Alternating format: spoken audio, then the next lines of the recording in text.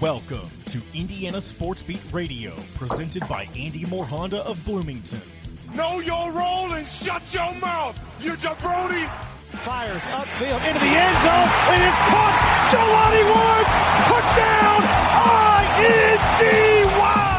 A 43-point night for Tyrese Halliburton! How do you like that, partner? Renew now, drives in low, throws up a shot. It doesn't go. Tipped up and in by Anthony Leal. Indiana takes the lead. It's pretty simple. I win. Google me. Now, here's your host, Jim Coyle. Hello, everybody. How are you doing today on this Wednesday? You've made it halfway through the week, and now it's all downhill from here. I hope everybody has had a great one. Looking forward to another fun day on the program. Dylan Sinn from the Fort Wayne Journal-Gazette joining us as usual. Kyle Neddenriep from the Indy Star and Rick Bozich from WDRB.com. We'll hear from Mike Loxley, the head coach of Maryland. Kurt Cignetti, Indiana's coach. Of course, we'll talk about Trent Sisley, Mr. Harrelson, Braylon Mullins, high school football, IU football, and we should be hearing from Mr. Trent Sisley after a little delayed deal from that yesterday, but that's okay. How is everyone? Rainy week, man. It's but that's okay. That's that fall weather. It's letting you know that it is here, which it is without question. Little concerned about the weather on Saturday as the Hoosiers, the 4-0 Indiana Hoosiers, take on the Maryland Terrapins in a game that they're looking to go 5-0 in. One step closer to that 6-0 mark and bowl eligibility with 6 games to play, no less. So looking forward to that. Appreciate everybody hitting us up on the Andy Moore Honda hotline here at the Hard Truth Studios. No matter where and all you're listening, Dr. Drew, Josh, people from all over. We've got reps from Atlanta, Southern Brown County, which, of course, speaking of Southern Brown County, not too far from the world headquarters of Hard Truth Distilling Company, where that should be a track each and every one of you make early and as often as possible. Trying to think what got several stuff to give away coming up here this fall, this winter. Jackets, pullovers, winners for the college pick'ems. Of course, we'll do the same thing for college basketball. And I'm trying to come up with a cool thing to do for our friends with Hard Truth.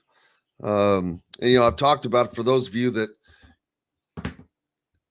please support our sponsors, because without our sponsors, we can't bring this content to you.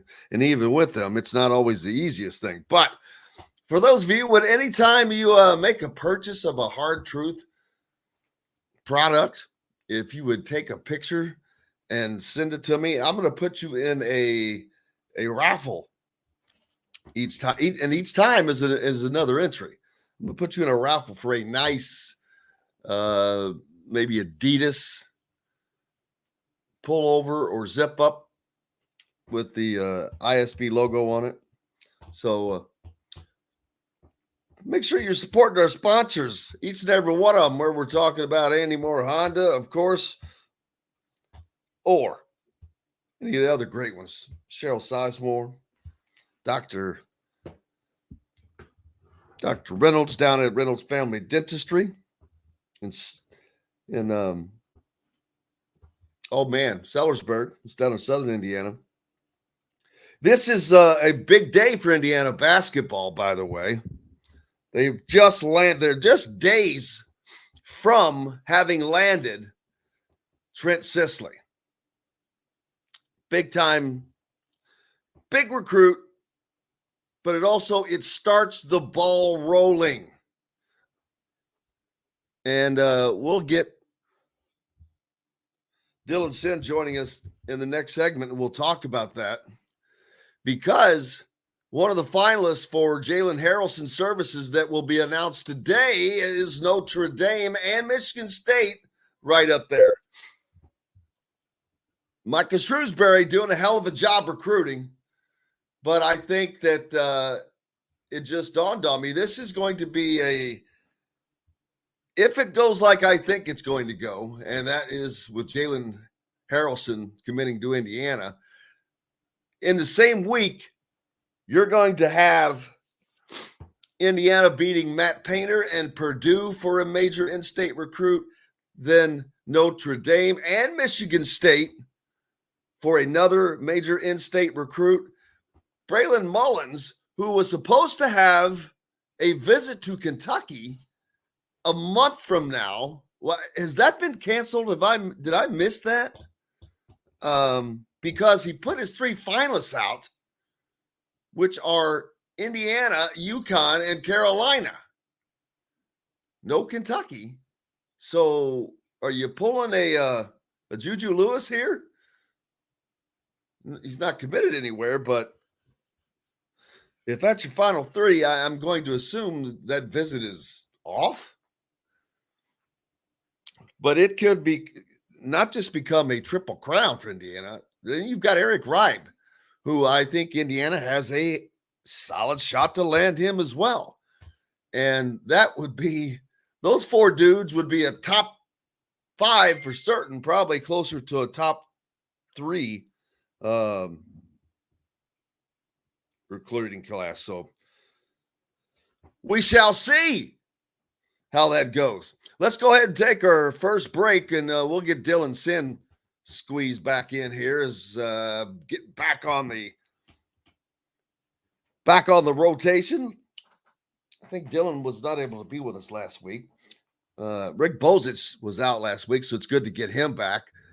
Going to be having fun here. Sports Beat Radio is brought to you by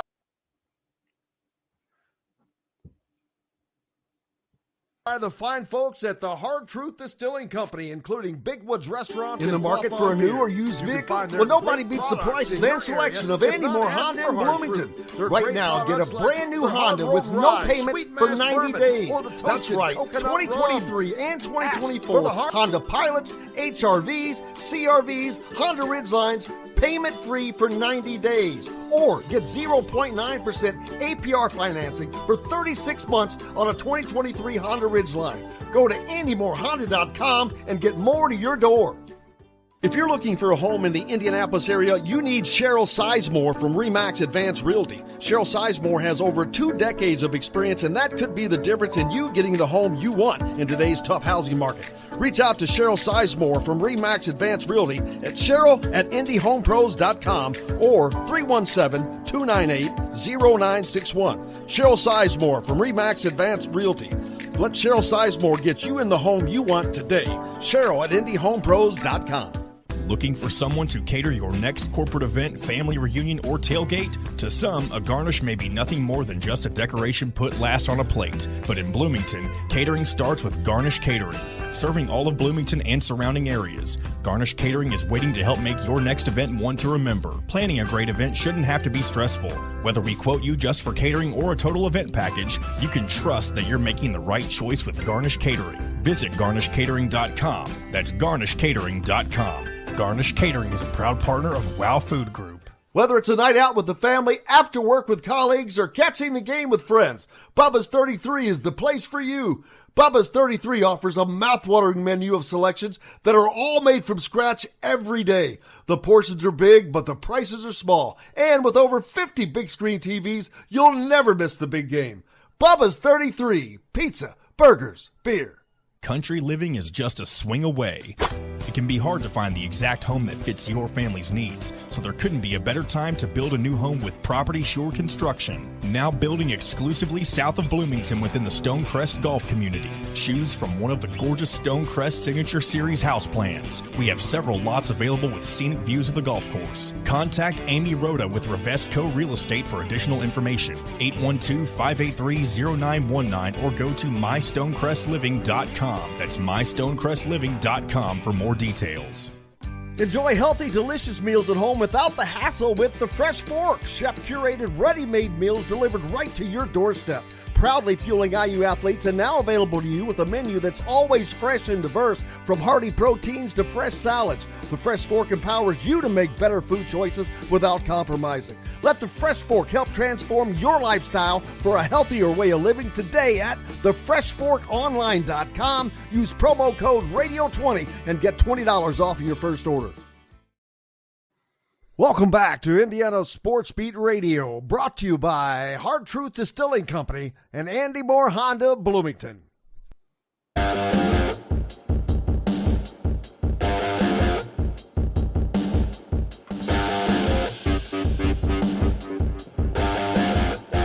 Welcome back, Indiana Sports Beat Radio, here on this Hump Day Wednesday. Made it halfway through the week, and it's kind of a late fall weather type of deal with the weather, but that's okay. Into each life, some rain must fall, right?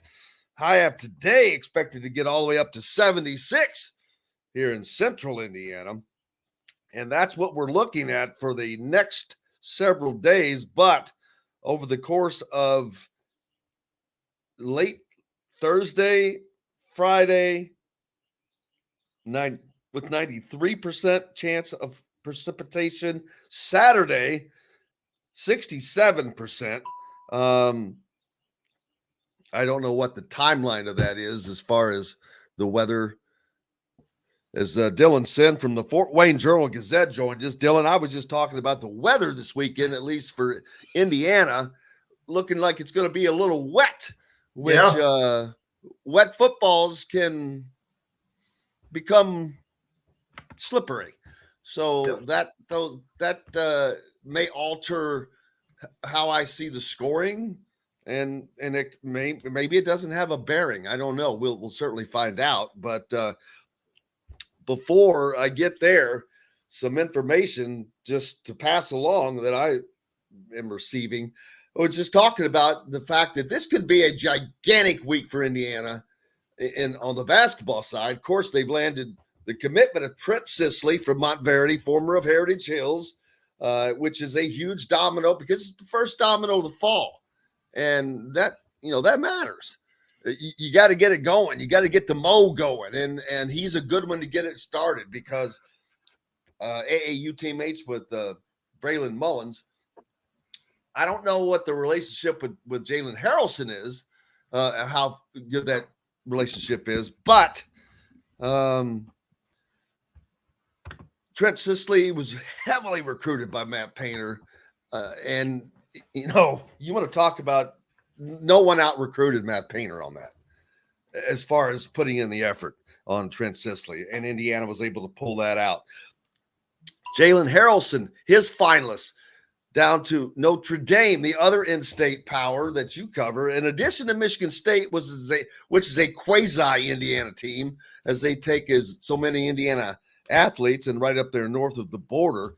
I'm hearing that even though I thought Jalen Harrelson was going to be an Indiana guy, I'm hearing that it's not swinging in that direction at the moment, and that Jalen Harrelson has cut off all communication with the three finalists, and they will all find out they'll find out a phone call probably before it comes out.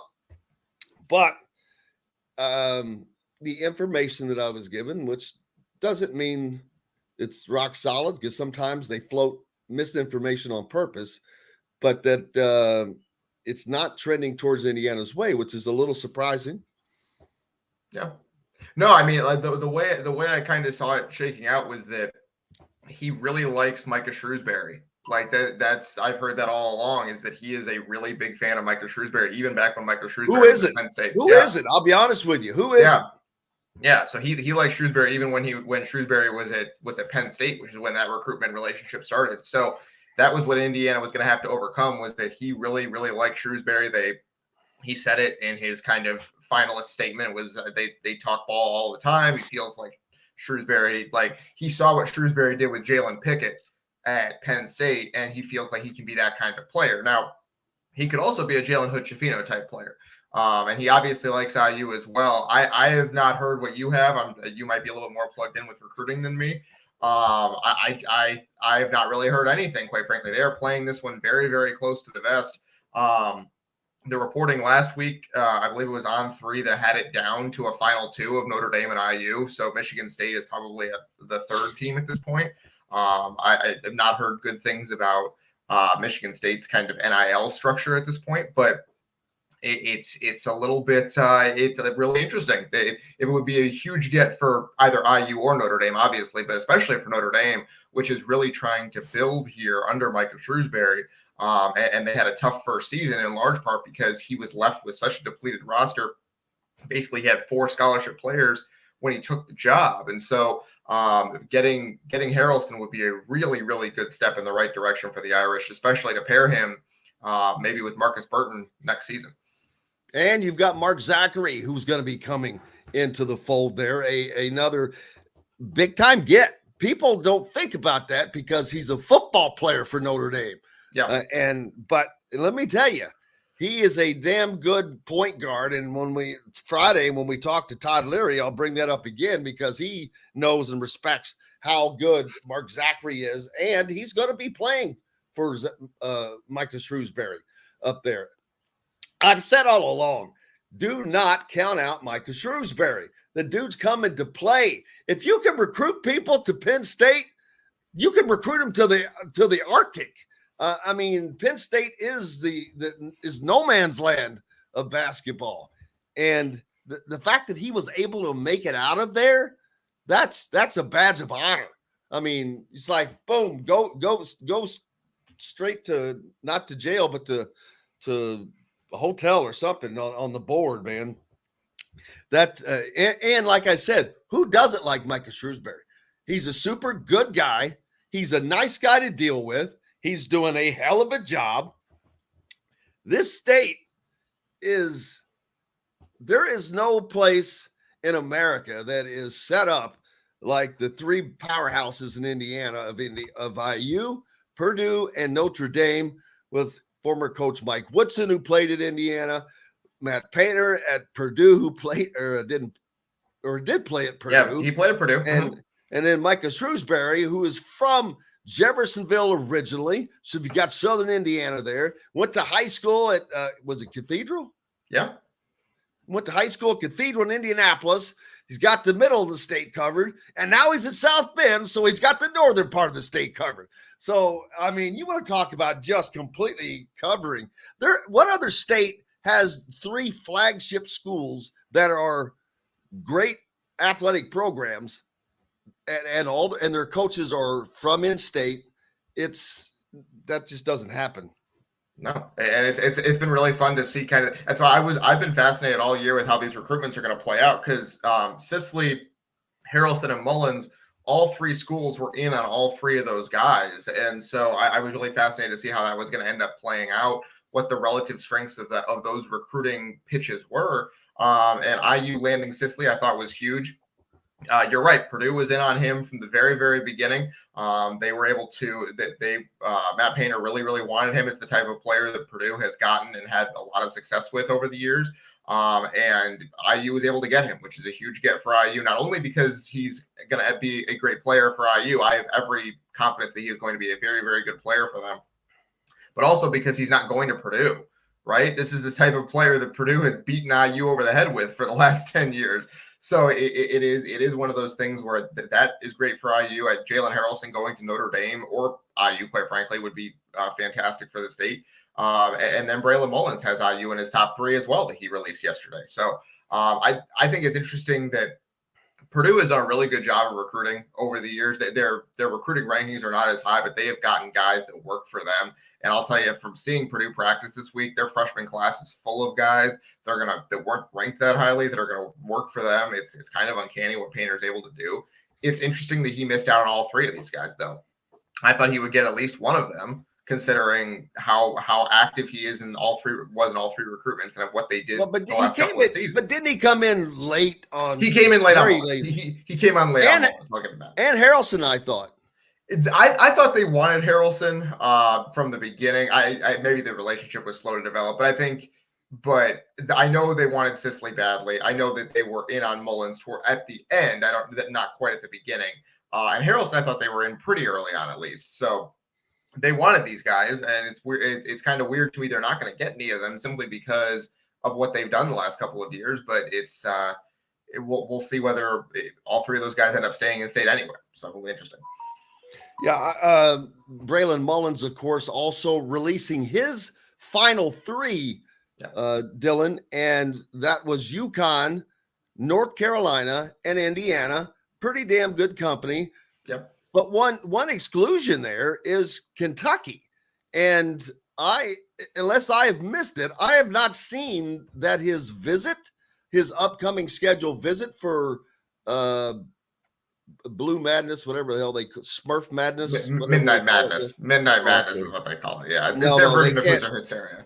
Yeah, well, I don't know if they can use the name Midnight Madness that was used by everybody, but I'll call it Smurf Madness. How's that? Sure. He's supposed to have Braylon Mullins is supposed to have a visit scheduled at Kentucky that weekend, and then with this top three coming out, and they're not included in it.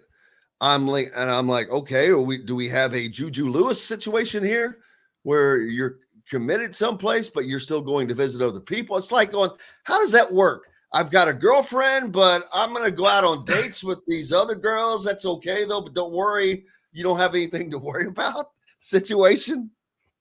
Yeah. Some people like taking visits. Visits are a lot of fun for the player. They get their dinner paid for. They get to go around and see really nice facilities. It's a good time.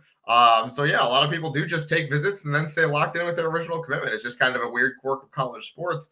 But yeah, I'd be interested to see. By the way, I looked it up. It is Big Blue Madness is the name of Kentucky's. It's their version of Hoosier Hysteria.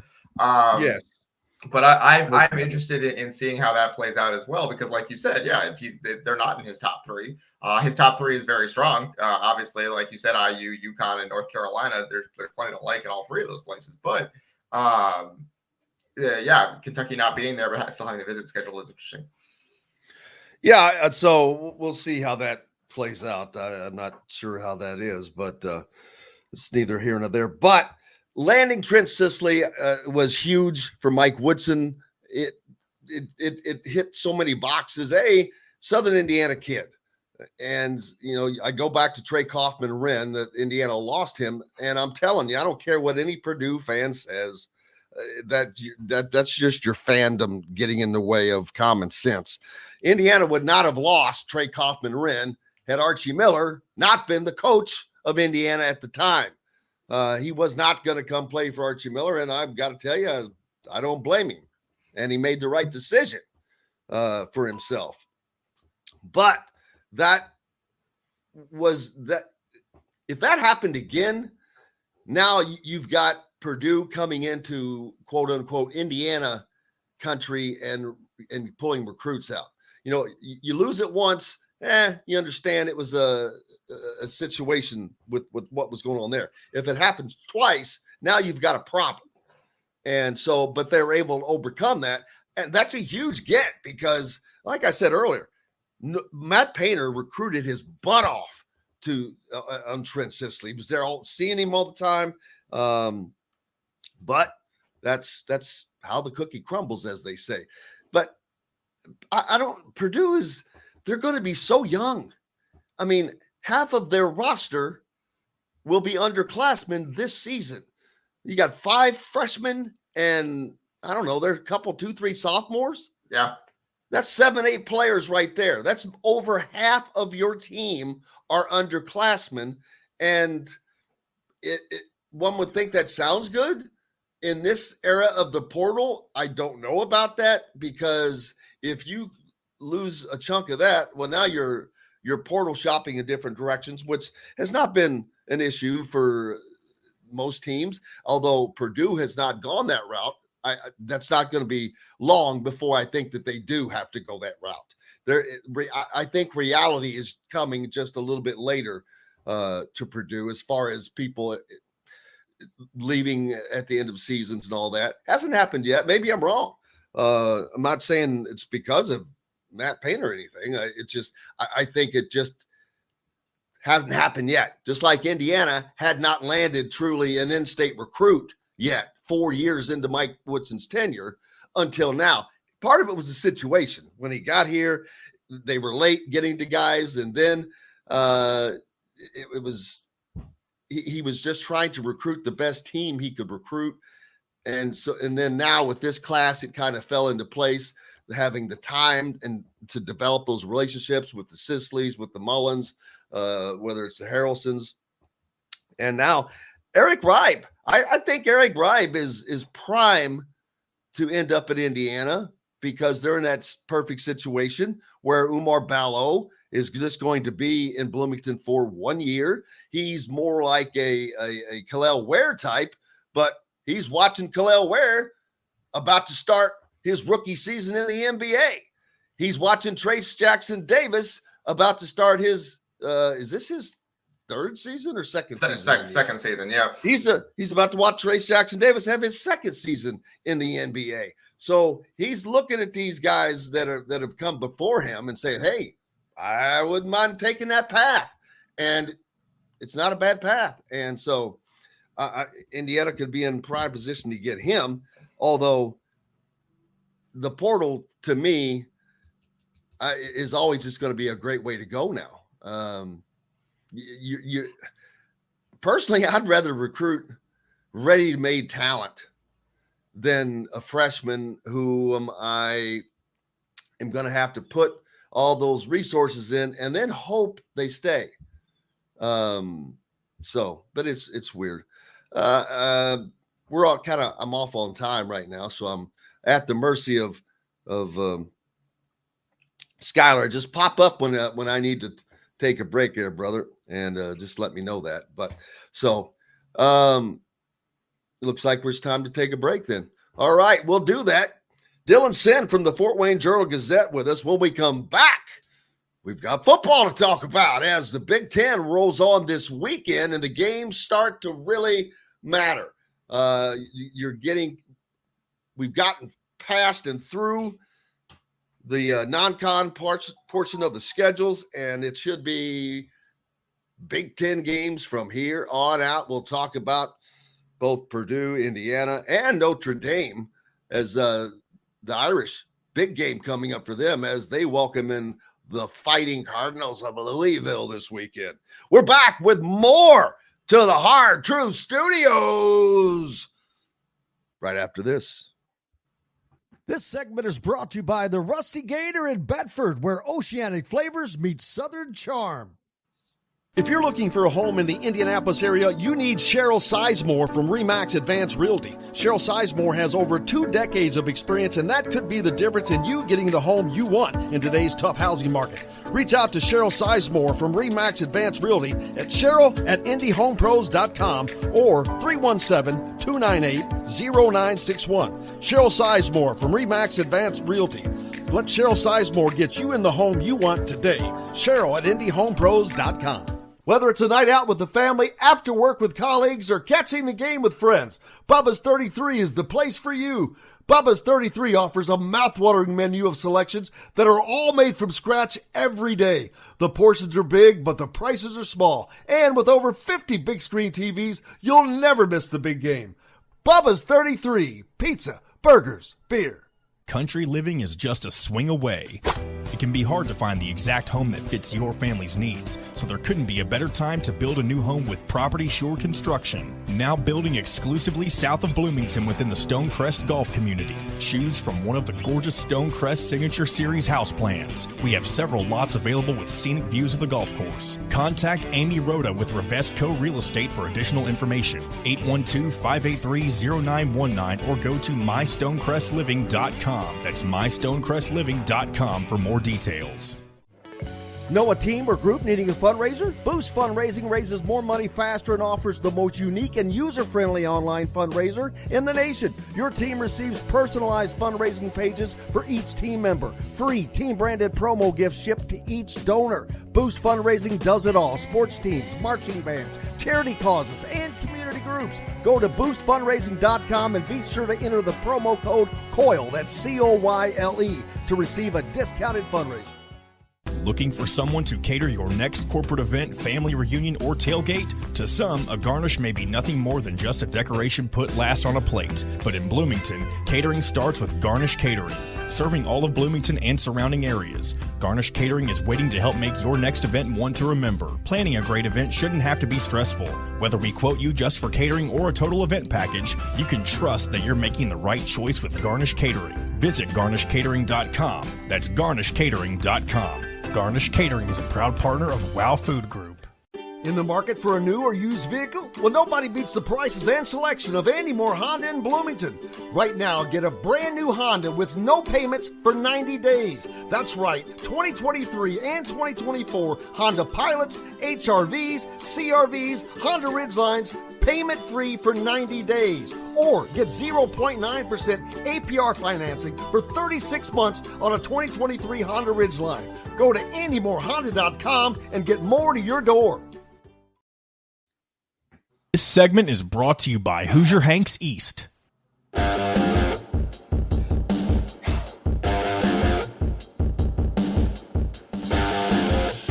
Hey, welcome back on this Wednesday to the Hard Truth Distilling Company studios. Make sure you're getting your way out to Nashville, Indiana.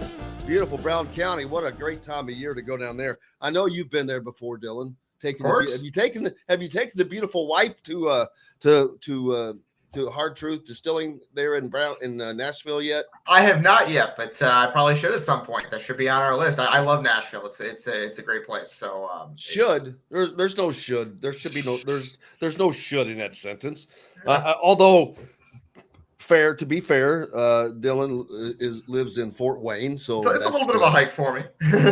You'll have to like maybe take her to a game or something, and you can do it all in one swoop. There you go. But absolutely, yeah, because if you go there and you buy yourself some Hard Truth product, you just take a picture and you message me with it, and you go into the hopper to win some fine ISB swag, baby, some merch. Just dropped some more stuff off yesterday, some Adidas pullovers and things like that. So looking forward to doing that. So, but remember, get out and buy some Hard Truth merch, baby. Take a picture of it and email it to me, message me, however, doesn't matter. You go into the hopper. Football, man.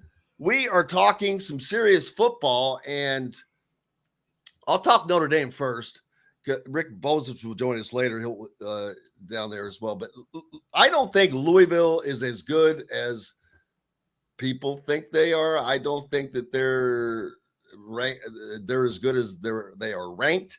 I think that's a kind of a guess. That's just been a guessing game by people that are voting them there. What the hell have they seen that makes them worthy of that? I have not seen that yet. Now they get that opportunity on Saturday in South Bend, and they've done it before. As a matter of fact, I've been there and I've seen it.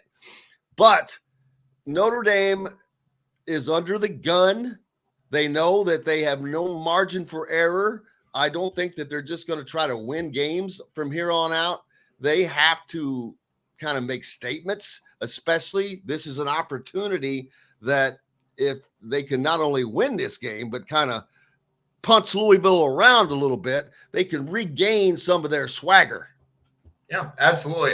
Louisville is kind of like Indiana, where they haven't played a super difficult schedule, but they've beaten the teams that they played by pretty wide margins. They did beat Georgia Tech last week. Georgia Tech, I think, is a pretty good team. I don't know exactly how good they are, so that's a decent win for them. But they have the matchup of the game is the defensive line for Louisville against the offensive line for Notre Dame. Notre Dame is missing 3 starters from its what the offensive line they thought they were going to have in the fall. They were fine. They have a lot of depth there. And they were fine against Miami, Ohio last week. They didn't really give up a ton of pressure. They ran the ball very well, but this is a different animal. Louisville is very good up front. If they're strong anywhere, it's up front. So I'm interested to see that. The thing with Louisville is that their weaknesses are also Notre Dame's weaknesses. They don't do very well in the passing game. They give up a lot of passing yards. And Notre Dame has not really been able to throw the ball consistently. This year, they are a great run team, but the passing from Riley Leonard, the quarterback, has been hit or miss.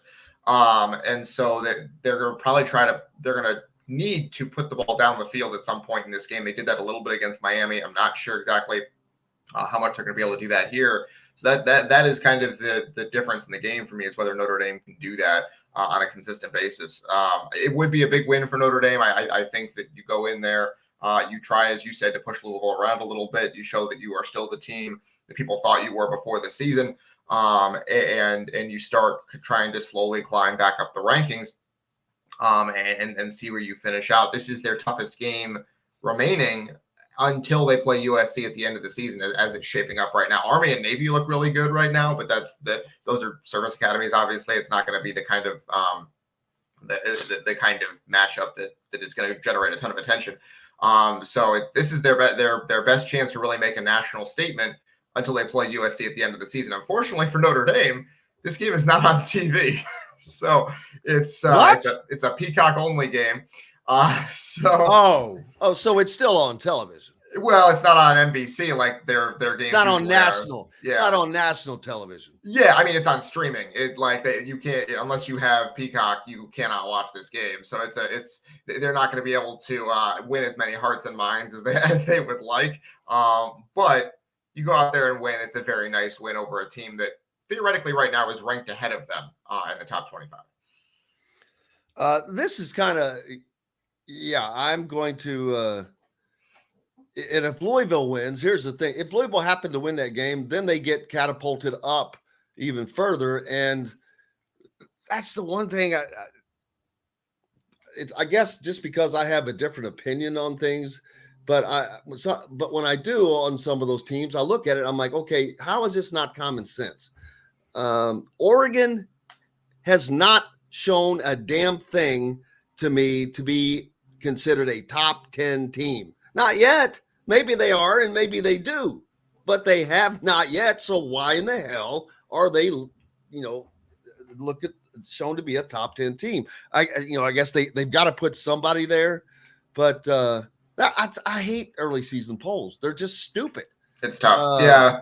Cause you're dumb. You're trying to mesh as an AP poll voter myself. I think I had Oregon 12th this week, which is down from, I had them third in the preseason. I thought they were going to be one of the best teams. Well, everybody thought in the preseason because they're right. You're looking at last year, and most places, Oregon withstanding, last year's teams are not this year's teams. Right, and that's the thing, is that Oregon had not only had they added talent from last year, they brought back a ton from last year's team. They added significant transfer talent, and they were supposed to be one of the best teams in the country. Just looking at the roster from this year's team, it wasn't anything holdover from last year. It was this year's team looks darn good, and they have a real problem on the offensive line. They switched things around. They look better against Oregon State. They didn't play last week, so that was part of it.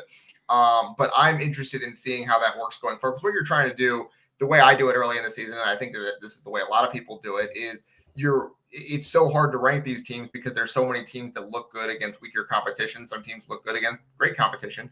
And so it's a question of you're trying to mesh what you've seen on the field with what your preseason expectations were, right? And try to find a balance of those two things. I mean, I have Indiana ranked this week. I think they're very, very good. IU, based on the advanced metrics, is a top 10 or 15 team in the country right now. I don't have them that high because we know the advanced metrics can only tell us so much. I have, for example, I have Illinois ranked ahead of IU right now. Illinois. And let me tell people, I agree with that because for two reasons. Number one, Illinois is undefeated at 4-0. But number two, and most importantly, they have a gigantic win on the road over Nebraska. And so they deserve that. That's just like my power index that I put out each week. That is a fluid week-to-week, completely week-to-week movement. There's no, if you get beat, you're going to drop a couple spots. No, if you get beat, you drop below the the line of people that are not moving up. That's crap to do that.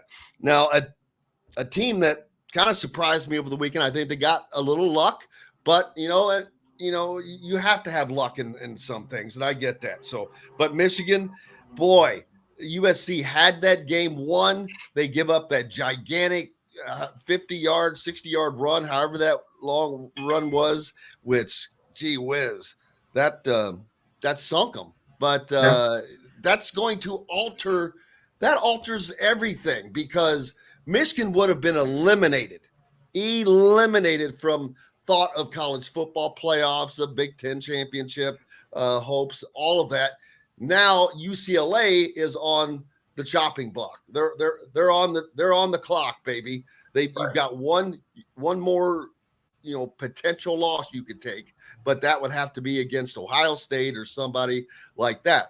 It's like Indiana. I talk about, it is feasible for the Hoosiers to go 11-1. Yeah, I know that sounds like sounds like a nut job talking, but it's because it's a fact. It's a fact. I don't care what happened last year.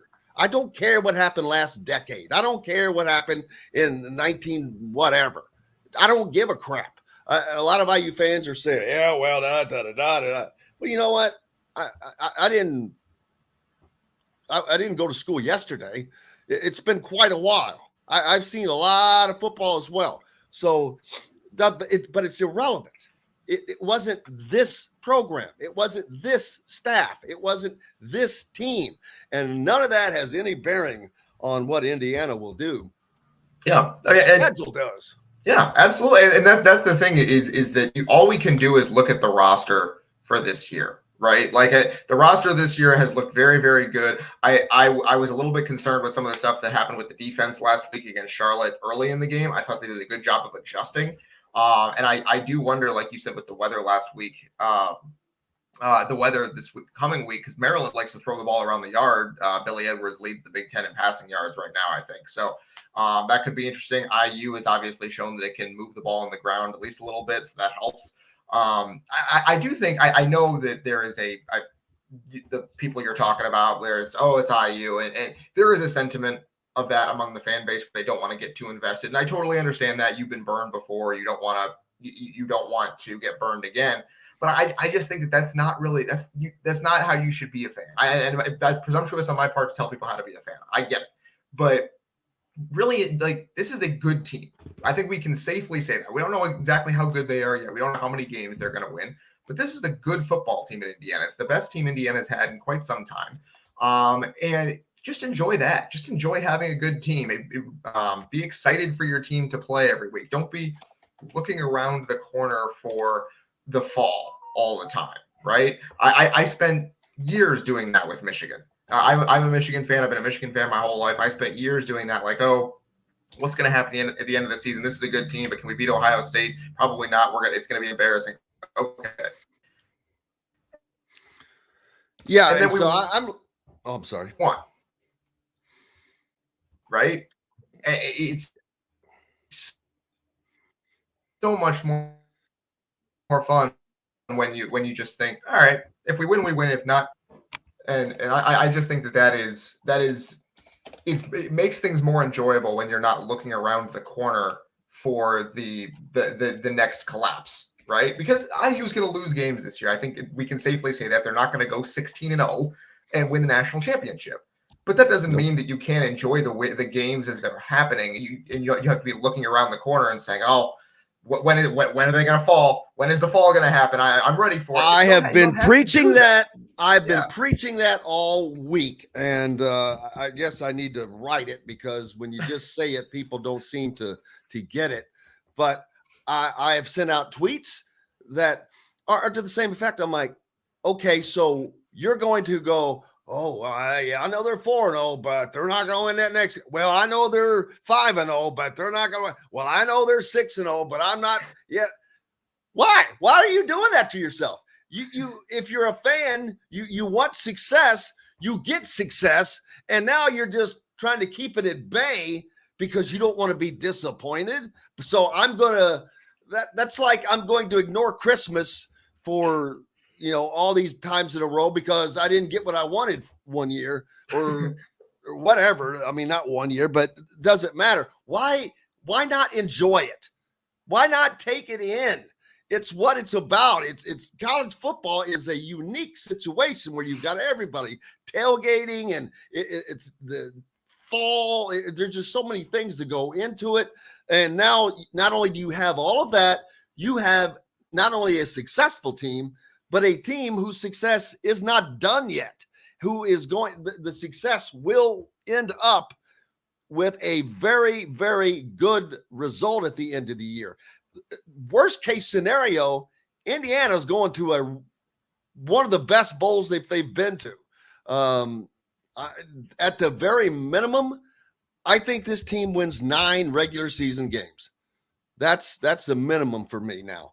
I've raised my minimum. I not that they can't be beaten, they can. And injuries, that changes things in a heartbeat depending upon who it is. This weekend, for example, it's going to be rainy. That's going to slow the game down. That's going to increase the opportunity for turnovers, things like that haven't been happening, but can and are game changers if and when they do.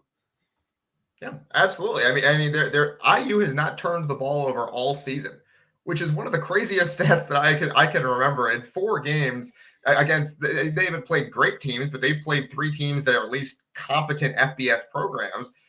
They haven't turned the ball over once. That is kind of crazy to me. And there's a decent chance they do that for the first time this week, just because, as you said, it's wet. Curtis Rourke could try to throw into coverage and get picked off, or a running back could fumble, or anyone could fumble, quite frankly. It just is going to happen eventually. But that doesn't mean that what we've seen with our own eyes the first 4 weeks of the season was all smoke and mirrors, right? Basically, at this point, if you're saying, well, the collapse is coming for IU, they're going to go 5-7, what you're saying is that who are you going to trust, me or your lion eyes, right? And that's we've seen this team play. Can you sing a few bars for us, my friend? I cannot sing. No, I think that you would send your audience running for the exits if I tried to do that, so I'm not going to. If you would like to sing, you are more than welcome to. But no, it is more. They are a good team. We can safely say that. I don't know how many games they're going to win. It would be great for them to win 9 regular season games. I think that's within the realm of possibility. But we know they are a good team. They fly around on defense. They move the ball on the ground and through the air on offense. Curtis Rourke is really calm and collected in the pocket. The offensive line is doing a decent job protecting him. There's not an obvious weakness with this team in such a way that, like, they're not dominant at every position, but there is not a position where you say, boy, that's the exhaust port on the Death Star. That's a good team is going to take that and really shove it down our throat and exploit it. They don't have that, right? Which is the mark of a good team, which is the mark of a well-constructed roster. And they're playing with a ton of confidence right now. It's what IU fans wanted to see for all these years, is just a team that makes sense, right? And that's what it is. That's what you have. So now you're going to be at minimum, you are going to be in the game every week. Just enjoy seeing close games every week. That is not something that has been the case the last couple of years. There you go, Kurt. Thank you. He says, give me information that Braylon Mullins' UK visit is off. Thank you for that. I appreciate that. And Michael must be talking to somebody else on the Andy Moore Honda hotline. Says, so Andrew, you think IU's going 12-0, which they're not going 12-0. Which, wouldn't that be crazy if they were 10-0 at going to Ohio State? Yeah, I mean, the hype on that game would be nuts. It'd be a lot of fun. Because that means Indiana would be coming off of a win over Michigan. Yeah. And 10-0. Oh my! I mean, I'm not saying it's going to happen, so don't go nuts thinking that I am a complete whack job, which I'm only half a whack job. But that would just be funny. I mean, it just would be. But I'm looking to see what fans do at games like Nebraska. Maryland, I'm going to give them a break. The weather's going to be crappy, but this could be a close game. And this is the reason why they want and need the fans there, especially towards the latter stages of games when if they are tight games. How many games under the previous regime, especially in their last year, went down to the last series? It was like crazy. But, most fans weren't there to see that, unfortunately. Yeah. So, no, there should be a good crowd there this week. Like, it seems like they've sold most of the tickets. If you are a fan who is going to this game and is going to leave at halftime, I don't really, unless you have some special reason to do so, I don't know why you would do that. Just because, this is going – I think it's going to be a close game. They're not going to blow this team out like they did UCLA. Maryland is a better team than UCLA is. I do think that they have a competent offense and their defense has some pieces that you like. They've won 8 games each of the last couple of years. They've beaten IU handily each of the last couple of years. This is a game. This is a Big Ten football game. If you're not going to come out and stick around for this one, for a team that's undefeated against a team that's 3-1 in an important conference game, then you're basically. It would confirm every stereotype about the IU fan base if you're going to leave at halftime of a Big Ten game when your team is undefeated. Now if they're up or down 28-0, okay, I get it, but I don't think that is going to be the case one way or the other. I think it's going to be a close game into the fourth quarter, and it should be fun. Football is exciting. That's why we're here, right? Football is it's fun to watch close football games. So that would be. And to be fair, I was talking to my daughter last night, and she goes to Ole Miss. Very, very successful, traditionally good football program. They're, top 5 right now or 6, whatever they are. And I asked her, I said, Kylie, do you all stay for the football games? She goes, well, it depends. And I'm like, yeah, what's it depend on? Well, I'm guilty. I have to say I'm guilty. The last game I left at halftime, said we were beating the heck out of the team, yada yada, and all my friends were at the downtown at the at the bars watching the games on TV instead, because if you don't go early, you don't get a spot. And I'm like, oh, that's a bad deal to have. But we've heard Lane Kiffin complain about the same thing. So absolutely, it's not like it's Indiana's got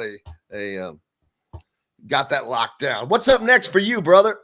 I will be in South Bend for Notre Dame Louisville this weekend.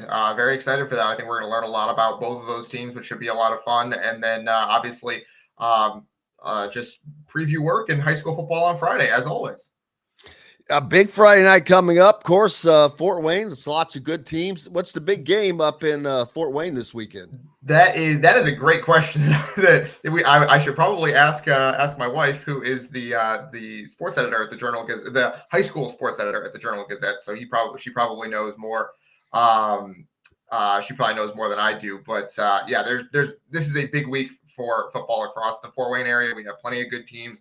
Carroll, Snyder, East Noble, all of those are really good teams in their divisions. So just fun to see high school football kind of continue on here. Absolutely. Dylan Sinn from the Fort Wayne Journal-Gazette. Appreciate you, my friend. It's always good to have you. Look forward to seeing you again soon as, Big Ten Media Days next week in Chicago. That's right. See you there. Yes, sir. We will look forward to it, my friend. Dylan Sinn joining me here on Indiana Sports Beat Radio from the Hard Truth Distilling Company studios, and we've got more coming up. Kyle Neddenriep from the Indy Star will join us. We'll talk about this week's high school action and what has transpired last weekend. And Rick Bozich from WDRB.com will also join us in the next hour here from the Hard Truth Studios. Back with more right after this. Segment is brought to you by the Ugly Grouper. In the market for a new or used vehicle? Well, nobody beats the prices and selection of Andy Moore Honda in Bloomington. Right now, get a brand new Honda with no payments for 90 days. That's right, 2023 and 2024 Honda Pilots, HRVs, CRVs, Honda Ridgelines, payment-free for 90 days. Or get 0.9% APR financing for 36 months on a 2023 Honda Ridgeline. Go to AndyMooreHonda.com and get more to your door. Looking for someone to cater your next corporate event, family reunion, or tailgate? To some, a garnish may be nothing more than just a decoration put last on a plate. But in Bloomington, catering starts with Garnish Catering. Serving all of Bloomington and surrounding areas, Garnish Catering is waiting to help make your next event one to remember. Planning a great event shouldn't have to be stressful. Whether we quote you just for catering or a total event package, you can trust that you're making the right choice with Garnish Catering. Visit garnishcatering.com. That's garnishcatering.com. Garnish Catering is a proud partner of WOW Food Group. If you're looking for a home in the Indianapolis area, you need Cheryl Sizemore from RE/MAX Advanced Realty. Cheryl Sizemore has over 2 decades of experience, and that could be the difference in you getting the home you want in today's tough housing market. Reach out to Cheryl Sizemore from RE/MAX Advanced Realty at cheryl@indiehomepros.com or 317-298-0961. Cheryl Sizemore from RE/MAX Advanced Realty. Let Cheryl Sizemore get you in the home you want today. Cheryl@indiehomepros.com. Whether it's a night out with the family, after work with colleagues, or catching the game with friends, Bubba's 33 is the place for you. Bubba's 33 offers a mouthwatering menu of selections that are all made from scratch every day. The portions are big, but the prices are small. And with over 50 big screen TVs, you'll never miss the big game. Bubba's 33, pizza, burgers, beer.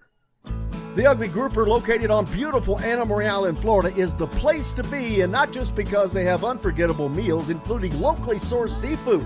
The Ugly Grouper has your favorite craft beers and cocktails, along with live music every day.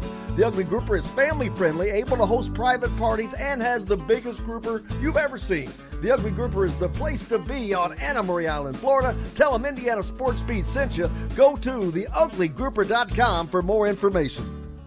Country living is just a swing away.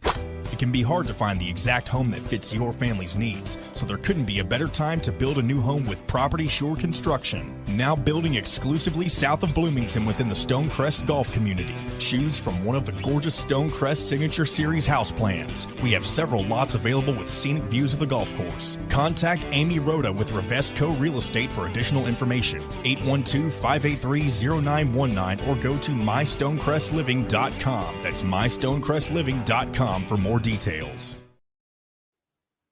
This segment is brought to you by the Fresh Fork in Bloomington.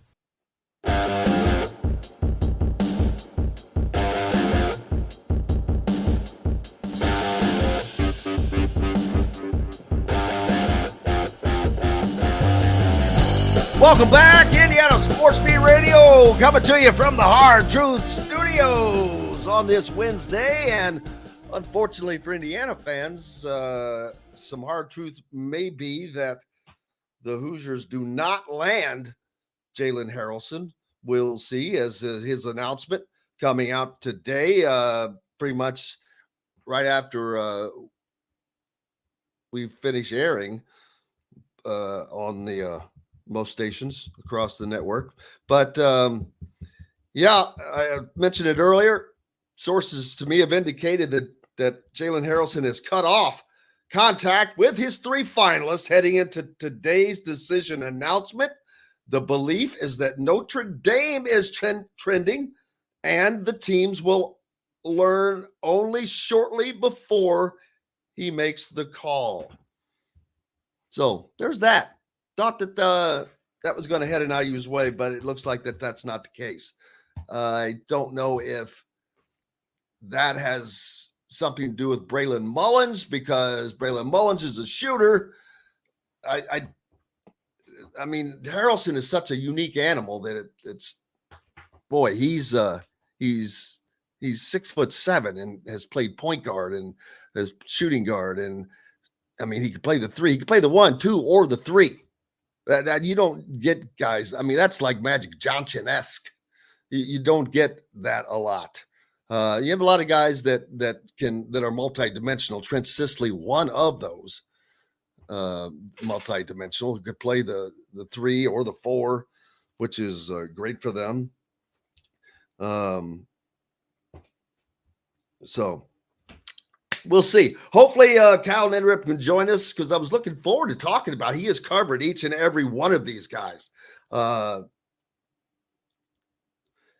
When I talked to Trent Sisley the other day, one of the things I asked him, and if you haven't heard that, it's you'll hear it here in, well, as a matter of fact, Skylar, if you want to pop that up, and we can hear that now if you can get to it. If not, I understand.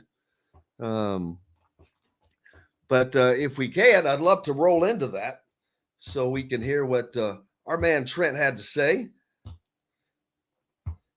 But the one thing I was surprised is that he said, when I asked him if it was the weight lifted off of him after making the decision, because all this stuff bearing down on you. Yeah, welcome back to Indiana Sports Beat Radio here on this Tuesday, and a very exciting Tuesday for some certain people, especially one named Trent Sisley, as he commits to Indiana to play his collegiate basketball career, and that has to be just a great load to have off of your back, Trent, because so much goes into it. Yeah, for sure. It was a long process. Obviously, started my freshman year, and you sometimes feel kind of lost and don't know how you're ever going to make a decision. But then, at the end of the day, it all it becomes more clear as you go along. And then obviously, I was able to make my decision Sunday, and then let the coaches know before I left campus, and then obviously now everyone knows. So it's been a fun, 24, 48 hours. I'm certainly, I bet it has. How long did the decision that you had to come back and forth? When did you know, or how long was it still up in the air, basically? I think just obviously my relationship with Coach Woodson, Coach Walsh did an amazing job recruiting me, my whole family throughout the whole process. I think I was just pretty comfortable before I got to campus. I thought it was a possibility I could commit before getting, during the visit, which I ended up doing. I'm just super comfortable with them going into the visit. So, really just that. And of course, you were on the visit this weekend with a former teammate or AAU teammate of yours, Braylon Mullins, who Indiana's also recruiting. I'm sure you won't do anything to sway him to come to Indiana, of course, right? You just leave him alone completely, right? Not quite. I'm definitely need him. Definitely need him here with me. So. How important would that be for you, though, to have someone that you're that comfortable with, because you've played with him for a long, solid year of AAU basketball, and so I know that you guys are really good friends. So that comfortability, how important would that be? No, it'd be super cool. Obviously, he's really pretty close with him off the court. Played a whole summer and spring together. Hung out with a bunch, a lot of time off the court. And on the court, I think he's the best shooter in the country. Super skilled, super athletic. Just like you said, definitely gonna try and put my word in here and there, and obviously try and get him to Bloomington with me.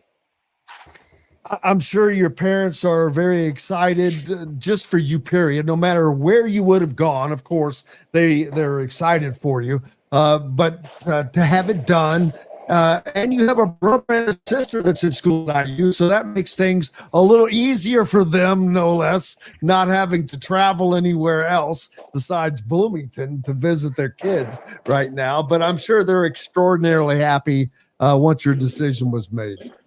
Yeah, they were, everyone in my family, my siblings, my parents, my extended family, grandparents, cousins, aunts, uncles, they're all super pleased with my decision and,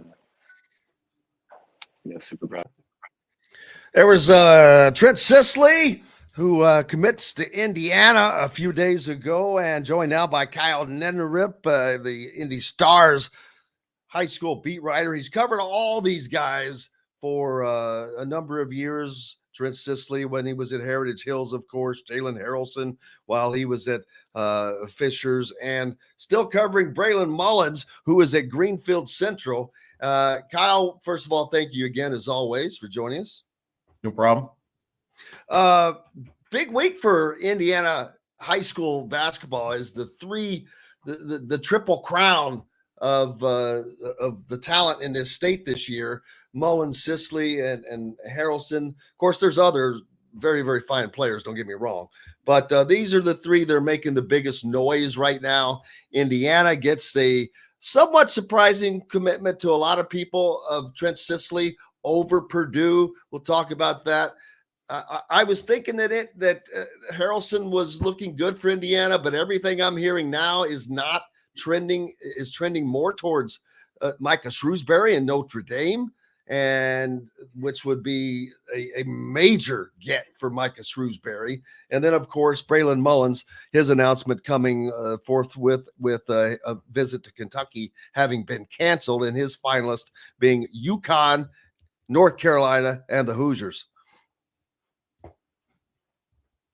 Yeah, that's you kind of set it out there. I would say that's pretty well put, and great get. I don't know where you want to start. I guess great get for IU with Sisley, and that's probably not completely surprising. Although I think like you mentioned at some points, Purdue was definitely I would say a leader, or people may have expected him to commit there. I honestly, at various points, definitely thought that as well, based on pretty good information, from just, how things were going with that recruitment. So pretty good. I think he's going to be a player, and I wrote this. I think he'll be a multi-year player in college. I think he'll be a guy who will benefit as much as we sort of, dislike the prep school thing and all that. I think it will help him, go to Montverde, play against those players in practices and kind of, just get better and get himself ready for what it's going to be like at college. I don't think that can hurt him in any way to have. And I just think he works hard. I think he's a guy who's not going to go to Montverde and just kind of hang out and,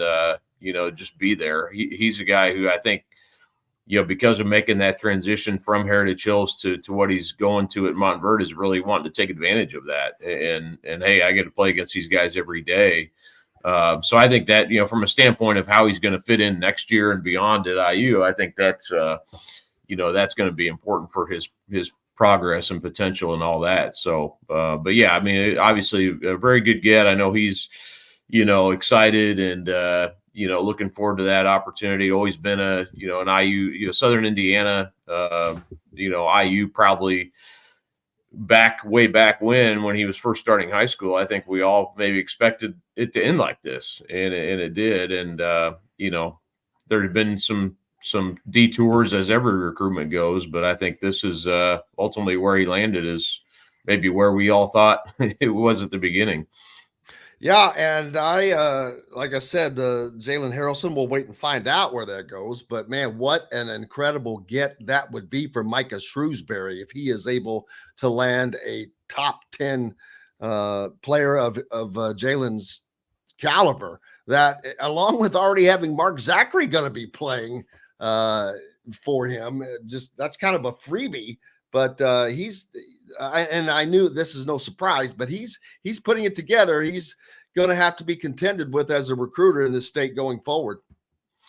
Yeah, definitely. I mean, and I don't, honestly, the Harrelson has been very quiet, from people I've talked to, it's just been very, very quiet up. And, as we sit here at 10 o'clock on Wednesday, so, I'm not saying he's, I mix for him. Yeah, I'll speak to that. I mean, being in the mix for him down to the wire, I mean, that speaks highly of Notre Dame and what Shrewsbury, kind of where they put themselves in this situation. And, I think that's, it kind of shows how well he's done. Now it's another thing to bring on a 5-star and actually get him to commit. And we'll see in about however many hours what actually happens with that. But yeah, I think, and definitely also with Sisley, I mean, they were in the mix for Trent as well. They were in the mix for, Stink Robinson from Lawrence North, who ultimately ends up going to Butler, which is, I think, a fantastic get for Butler as well. And then, Notre Dame is able to get in on Brady Kaler and get his commitments earlier this week. And I talked to Brady about that, and he just, it makes a lot of sense. Shrewsbury's a cathedral guy, and so is Brady. And, Brady really liked the idea of going to another Catholic school, which makes sense. And he's also been up there, I think 5 or 6 times. So we all kind of thought it was kind of leading that direction anyway. Wake Forest was definitely recruiting him really, really well and hard, but always kind of felt like it'd be maybe Notre Dame or Northwestern for Brady. And it kind of turned out being that for Notre Dame. So, and I think he's a guy, I mean, he's 6'9", 7'2" wingspan, good off What ball. position does Jalen Harrelson actually play? Because I know he could play the 1, the 2, or the 3. Yeah, I mean, all of those, I would say. I mean, I've seen him play, all those, kind of where you want him to play. He played sophomore year. He played point guard for Fishers, but I know with Lawler Mary's kind of fit some different roles, and he played off the ball as a freshman at Fishers too. So they kind of put him in that point guard role as a sophomore, and I really liked him there. I mean, I thought he was. That he was still kind of finding his exact role, how to play that role, but he was capable for sure. I thought he's a great passer. I remember a game at Southport. I think they were playing Bloomington North, and he just completely dominated that game. That was a tip-off classic, and it was amazing how. I mean, he played like a top 10 guy, and he often did. And I'll say that. I mean, he often played that way. But I think he's going to be a guy that he can handle the ball, but he can also, do other. There's a reason why he's top 10 or 15 in the country. I mean, I don't think it takes a rocket scientist to see why. So to say he's a point guard or shooting, I don't think it really matters. I mean, I think he can in this positionless world of basketball. I mean, he certainly fits that bill. Absolutely. Make sure you're giving Kyle Neddenriep a follow at the Indy Star. He's got all of the coverage for high school sports, especially right now. They are deep into football season, and with more games to come. Follow games like Brebeuf beating Carmel last week, man. So stay tuned. Appreciate you, my friend. No problem. Thanks, Jim. You betcha. Kyle Neddenriep here on Indiana Sports Beat Radio. More coming up as the captain, Rick Bozich, will join us here at the Hard Truth Studios for more Hard Truth right after this. This segment is brought to you by Bubba's 33 in Clarksville. Enjoy healthy, delicious meals at home without the hassle with the Fresh Fork. Chef-curated, ready-made meals delivered right to your doorstep. Proudly fueling IU athletes and now available to you with a menu that's always fresh and diverse, from hearty proteins to fresh salads. The Fresh Fork empowers you to make better food choices without compromising. Let the Fresh Fork help transform your lifestyle for a healthier way of living today at thefreshforkonline.com. Use promo code RADIO20 and get $20 off your first order. Country living is just a swing away. It can be hard to find the exact home that fits your family's needs, so there couldn't be a better time to build a new home with Property Shore Construction. Now building exclusively south of Bloomington within the Stonecrest Golf community. Choose from one of the gorgeous Stonecrest Signature Series house plans. We have several lots available with scenic views of the golf course. Contact Amy Rhoda with Revesco Real Estate for additional information. 812-583-0919 or go to mystonecrestliving.com. That's mystonecrestliving.com for more details. Whether it's a night out with the family, after work with colleagues, or catching the game with friends, Bubba's 33 is the place for you. Bubba's 33 offers a mouth-watering menu of selections that are all made from scratch every day. The portions are big, but the prices are small. And with over 50 big screen TVs, you'll never miss the big game. Bubba's 33, pizza, burgers, beer. Looking for someone to cater your next corporate event, family reunion, or tailgate? To some, a garnish may be nothing more than just a decoration put last on a plate. But in Bloomington, catering starts with Garnish Catering. Serving all of Bloomington and surrounding areas, Garnish Catering is waiting to help make your next event one to remember. Planning a great event shouldn't have to be stressful. Whether we quote you just for catering or a total event package, you can trust that you're making the right choice with Garnish Catering. Visit garnishcatering.com. That's garnishcatering.com. Garnish Catering is a proud partner of WOW Food Group. If you're looking for a home in the Indianapolis area, you need Cheryl Sizemore from RE/MAX Advanced Realty. Cheryl Sizemore has over 2 decades of experience, and that could be the difference in you getting the home you want in today's tough housing market. Reach out to Cheryl Sizemore from RE/MAX Advanced Realty at cheryl@indyhomepros.com or 317-298-0961. Cheryl Sizemore from RE/MAX Advanced Realty. Let Cheryl Sizemore get you in the home you want today. Cheryl@indyhomepros.com. In the market for a new or used vehicle? Well, nobody beats the prices and selection of Andy Moore Honda in Bloomington. Right now, get a brand new Honda with no payments for 90 days. That's right, 2023 and 2024 Honda Pilots, HRVs, CRVs, Honda Ridgelines, payment-free for 90 days. Or get 0.9% APR financing for 36 months on a 2023 Honda Ridgeline. Go to AndyMooreHonda.com and get more to your door. Segment is brought to you by Reynolds Family Dentistry in Sellersburg.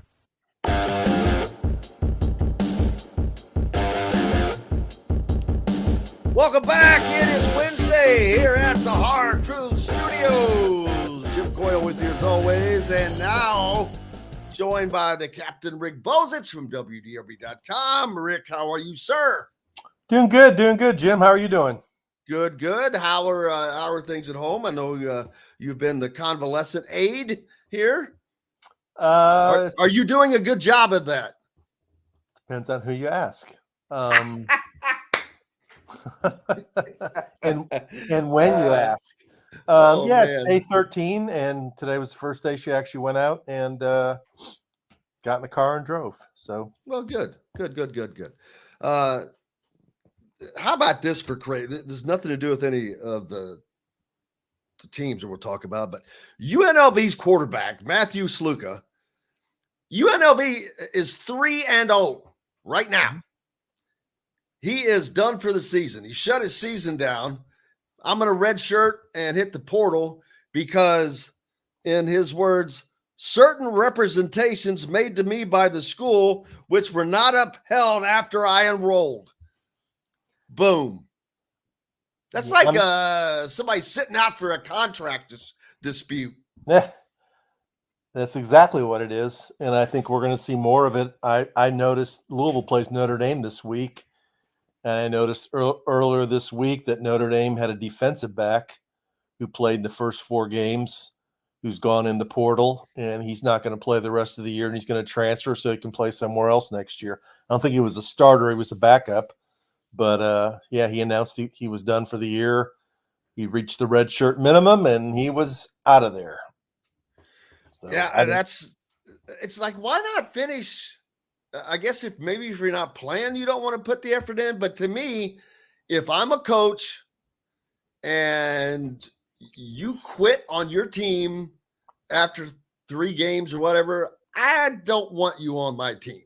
That's just not if you can't stick out a season without being a whiny little kid, I don't want you. I don't want that in my locker room because what the hell would I think you're not going to do it again if you don't perform and get benched or whatever. You know, with all the rules that have changed over the last few years, the players have gotten more power than they've ever had, and a lot of them got more power than anybody does now. Right. And they're not afraid to use it. And, you know, I'm sure this kid at UNLV, whether he's been denied some of the money that was promised to him or not, his representation has probably heard from other schools saying, hey, why don't you have him sit out the rest of the year? We'll bring him in here, save that year of eligibility, and he can make that much here. So, you know. And with a good start and that under his belt, this gives him an opportunity to not screw up. And not get hurt. Yes. Boom. And not get hurt. You know, it's a better deal than the NFL. It's a better deal than the NFL. These guys can play part of a year and sit out and go somewhere else. They can leave every year and go somewhere else, which pro football players can't do. They're not making as much money, but, you know, they're doing okay. And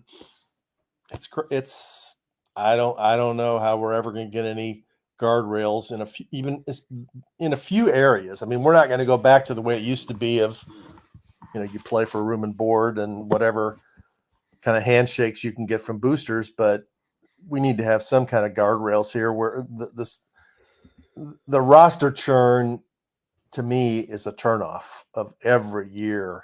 Guys can like bolt a team and go somewhere else. I don't think that might be good for the players, but I don't think it's good for the overall health of the sport. Well, now you mentioned guardrails now, which would be great, but heck with now, they can't even control. They tried to set it up to where they could control it in somewhat, with the 2016 being kind of the line of demarcation, and players before that not eligible for NIL, whatever. Now we've seen all these guys that are suing, which, first of all, that's a little stupid. That's like a law being changed, and then now you want to go back and sue because the law was different then than it is now. Right. Yeah, does it suck? Yeah, it sucks. But guess what? At least it got changed. So I don't know how that's going to work out. One of the latest is Reggie Bush. Right. But now that one I understand, and he should just sue to get his Heisman back. Oh, he's gotten it back, I think. Oh, the Heisman? Yeah, I think he got it. I think he got it back, or he's getting it back. I'm pretty sure he won that one. Well, that's good. And now he wants back the money that he got to pay for the house for his parents and all that, I guess. I mean, how much would Michael Jordan, Patrick Ewing, Isaiah Thomas, and all those guys get if they sued for how much they were worth when they were playing college? How much money would Damon Bailey have made in Indiana?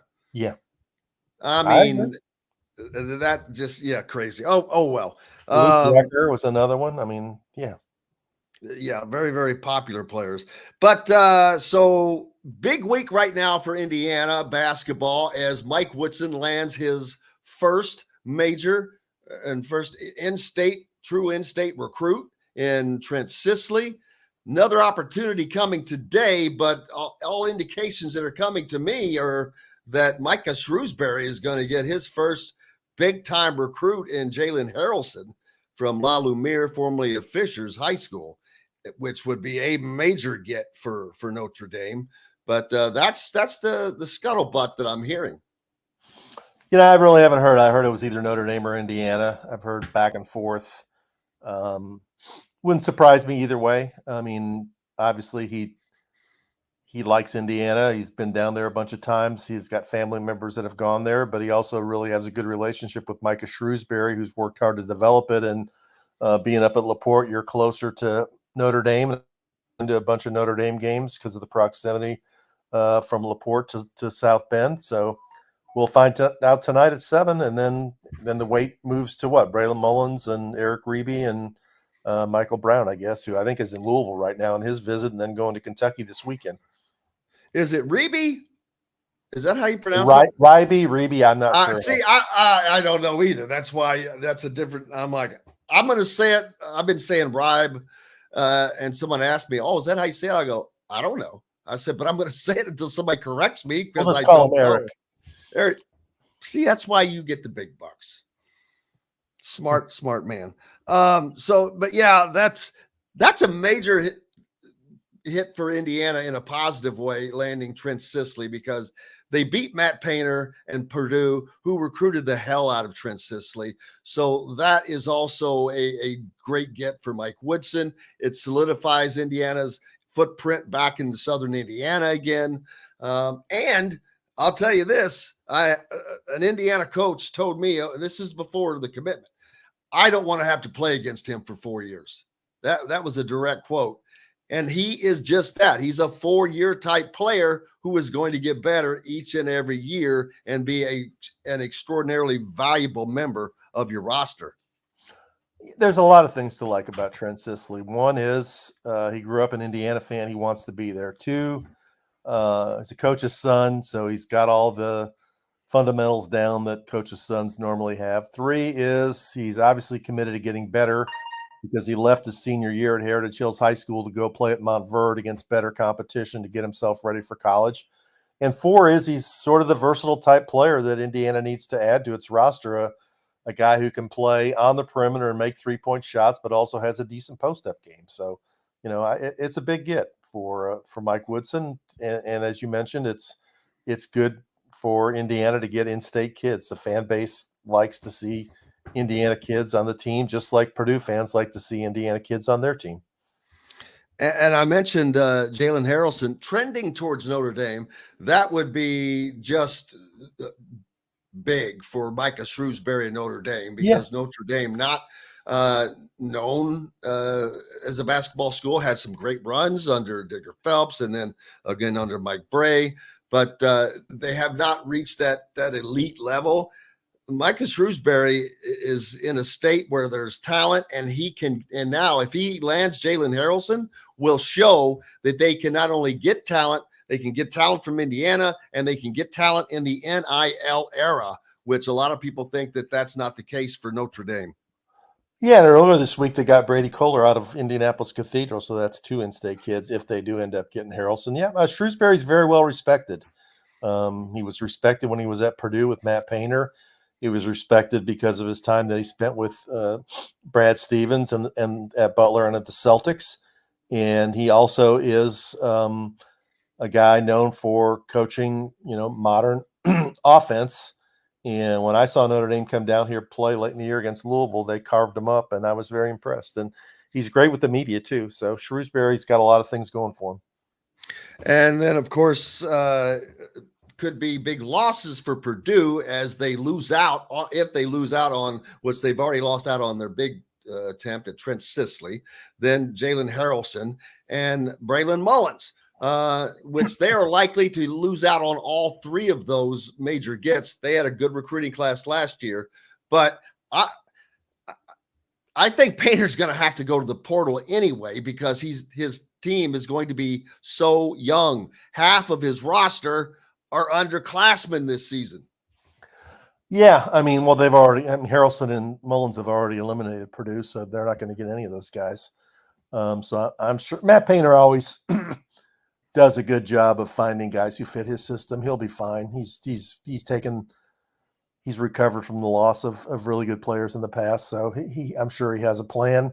When he has gone in the portal, he's been successful. Didn't the team last year have the kid from Southern Illinois was in there and contributed? They've had a few other portal guys in the past, so he'll figure it out. He's a good coach. I expect Purdue will make even though they've lost Gillis and Edey, they'll still be a tournament team again this year.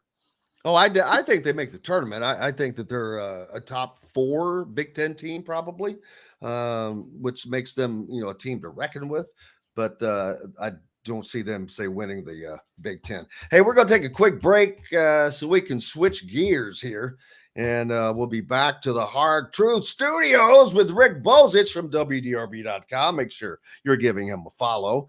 And back with more right after this. This segment is brought to you by Reynolds Family Dentistry in Sellersburg. In the market for a new or used vehicle? Well, nobody beats the prices and selection of Andy Moore Honda in Bloomington. Right now, get a brand new Honda with no payments for 90 days. That's right, 2023 and 2024 Honda Pilots, HRVs, CRVs, Honda Ridgelines, payment-free for 90 days. Or get 0.9% APR financing for 36 months on a 2023 Honda Ridgeline. Go to AndyMooreHonda.com and get more to your door. If you're looking for a home in the Indianapolis area, you need Cheryl Sizemore from RE/MAX Advanced Realty. Cheryl Sizemore has over 2 decades of experience, and that could be the difference in you getting the home you want in today's tough housing market. Reach out to Cheryl Sizemore from RE/MAX Advanced Realty at Cheryl@IndyHomePros.com or 317-298-0961. Cheryl Sizemore from RE/MAX Advanced Realty. Let Cheryl Sizemore get you in the home you want today. Cheryl@IndyHomePros.com. Looking for someone to cater your next corporate event, family reunion, or tailgate? To some, a garnish may be nothing more than just a decoration put last on a plate. But in Bloomington, catering starts with Garnish Catering. Serving all of Bloomington and surrounding areas, Garnish Catering is waiting to help make your next event one to remember. Planning a great event shouldn't have to be stressful.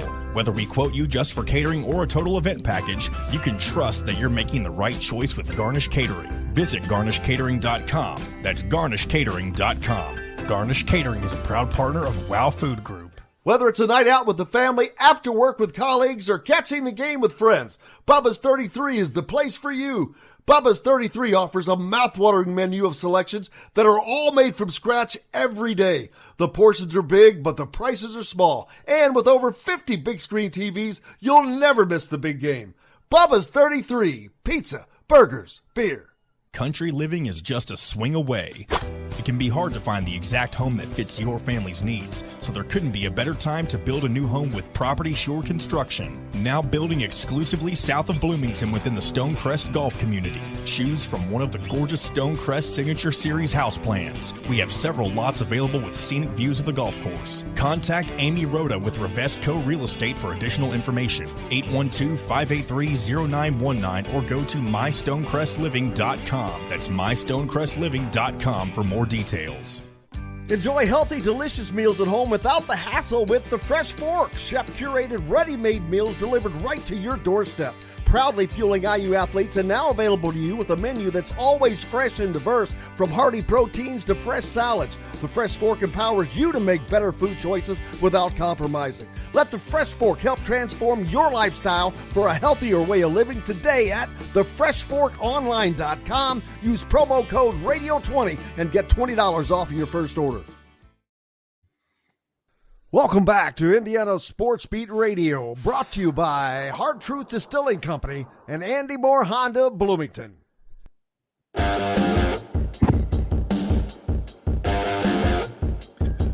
Welcome back, Indiana Sports Beat Radio on this Wednesday. Rick Bozich with us from WDRB.com. And Rick, a big football weekend coming up as well for all parties involved. Of course, the Louisville Cardinals traveling north to take on the Fighting Irish of Notre Dame. And I do not think that Louisville has the firepower to deal with Notre Dame this weekend. I think it depends on which Notre Dame team shows up. I mean, if it's the team that played Purdue or the team that played Texas A&M, it's going to be tough. But if it's the team that played Marshall or the team that played for about a half of the game against Miami, I think Louisville will be fine. Louisville's actually played Notre Dame tough ever since they've started scheduling them. They beat them in South Bend the first time they went up there. They beat them at home here last season. And two other games I think they've lost have been close. So I think it'll be a good game. Louisville's got a good quarterback. I think Louisville's quarterback, Tyler Shuck, is better than Notre Dame's quarterback, Riley Leonard. So we'll see how that goes. It should be a good game because Louisville has played well as also. It's not like I think that they're a bad team. It's not it. Notre Dame is their backs are against the wall. No, they can't afford to lose any more games if they're going to make the playoff. Absolutely. Indiana, of course, continues to roll under Curt Cignetti as now they hit 4-0, looking for 5 with Maryland coming in, a Big Ten, their first Big Ten opponent of the home schedule this year. And it's been business as usual for Curt Cignetti. Each game, he just takes pride and moves forward like you would expect him to do from what we've seen. But people are finally starting to catch on. But I think they still need another game, another solid win over Maryland to get into the people that are still holding out that this is a good football team.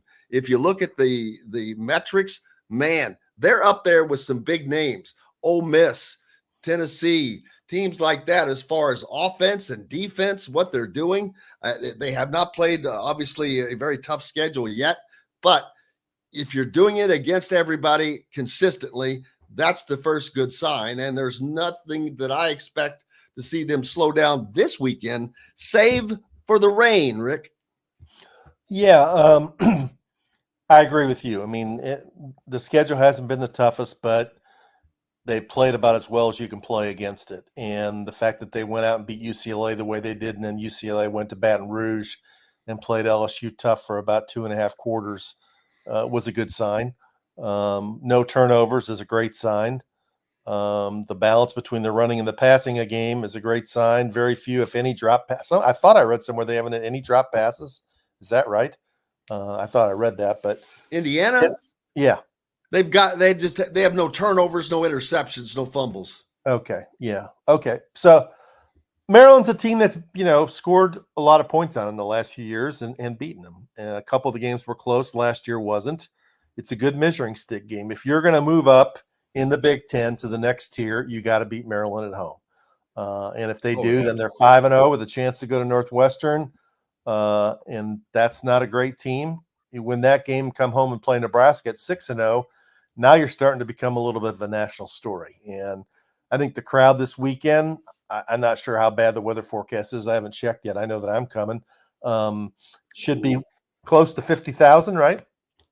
I mean, aren't they? I heard there was like 5,000 tickets left at some point. So if I heard everybody that. shows up, I heard that as well. This is where I become like the IU fans. Well, I'll believe that when I see it. Right. And that's what Indiana's dealing with. The skepticism hasn't built over 2 or 3 years. The skepticism is built over 30 or 40 years, and it's not going to change in 3 or 4 weeks. People want to see more proof. And I know that's probably hard for the players and the coaching staff to understand, but how many times have Indiana fans been down this road of saying, yeah, this team's got it rolling, and then the trap door opens and it's back down, towards the bottom of the Big Ten. So all they got to do is keep winning. If they keep winning, people will show up. Absolutely. The one thing I have said for IU fans, I'm like, hey, I get it. I understand what the past is, but how I look at this team last year doesn't have jack squat to do with it. No, it doesn't. And no, it doesn't. And I think that the fans are doing themselves a disservice by not being there to see the games, to enjoy the wins, enjoy this now because it's happening. It is happening. So instead of waiting until that train has gone by and you're chasing it, go ahead and jump on and enjoy the ride. And it's important, too, for the health of the program. The athletic program needs the revenue from people buying the tickets. And, it has to help recruiting if they bring recruits in to see a full stadium instead of half full stadium. Absolutely. That's going to be critical as the rest of the season goes forward once you get to the Nebraska games, because you would think that they're going to start bringing in their bigger recruits on those games. And absolutely, they're going to have that. But they also have to have that for the players that are here now. Of course they do, because there has to be a reason for them to stay. Yeah, there's got to be a reason for them to stay. So it's hell, Kurt Cignetti. I've seen several people, oh God, Florida's going to be coming after Cignetti. Well, you know what? You're probably right. Maybe they will. But one sure thing to get him to not look at that is to, hey, I'm happy. I've got a good situation here. We're winning. The fans are showing up. Oh yeah, the fans aren't showing up. So if that's truly a concern of people, then as Florida continues to fill the swamp while they play terribly, think about that. But that's just something that it cracks me up how people think, oh, we're going to lose him. Well, then take your ass to a game. Yeah. I don't know. I mean, it takes time. You don't build a fan base in 3 weeks. It takes time. It takes consistent winning. They got to see the product. It needs more publicity, and the weather plays a factor. I think one of the things that IU has to deal with is that a lot of their fans they travel from Indy, or they travel from down here in Southern Indiana or Fort Wayne or wherever else to come see the team play. And that's a commitment. And people, you got to make sure that they're believing that when they come there, they're going to have a good experience. And I know they're working on that, not only, the winning football, but the winning tailgate experience. But, it takes time. So people have to be a little patient with that. Absolutely. Rick, I know you've got to go. So what is up next for you, sir? Writing about the Louisville basketball schedule today. It came out yesterday. And then I'll be at Bloomington on Saturday. Looking forward to seeing the Hoosiers for the first time this year. Well, we'll look forward to seeing you. Enjoy the chicken fingers. Where's that? The press box? Yeah, had them 3 weeks in a row now. Okay. All right. I'm fine with chicken fingers. It'll be my first week. So, Rick Bozich from WDRB.com joining us here on Indiana Sports Beat Radio. Thank you, sir. I appreciate you. Thank you, Jim. Bye. Absolutely. We're here at the Hard Truth Studios, Indiana Sports Beat Radio. And this week, of course, Curt Cignetti met with the media. Also, Mike Locksley met with the media from Maryland. Of course, the coach of the Maryland Terrapins, one of the veterans of the Big Ten, no less, which is wild to say because he's been there, 5 years maybe? But let's hear what Coach Locksley had to say. Maybe. There we go.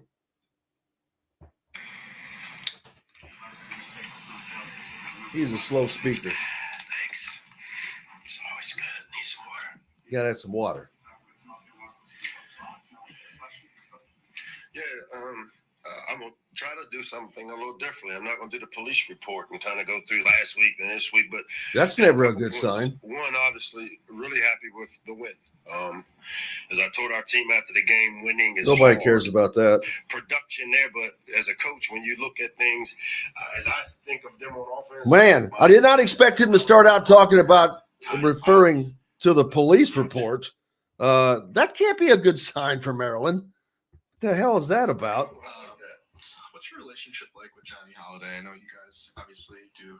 Well, did he even talk about Indiana? Played under our goal, which our goal is to be under 12%, Sam, for your oddball question. Under 12% of the plays we have on offense should contain a sack, a fumble, an interception, offensive penalty, or a drop pass. Those are 5 things that are self-inflicted on offense.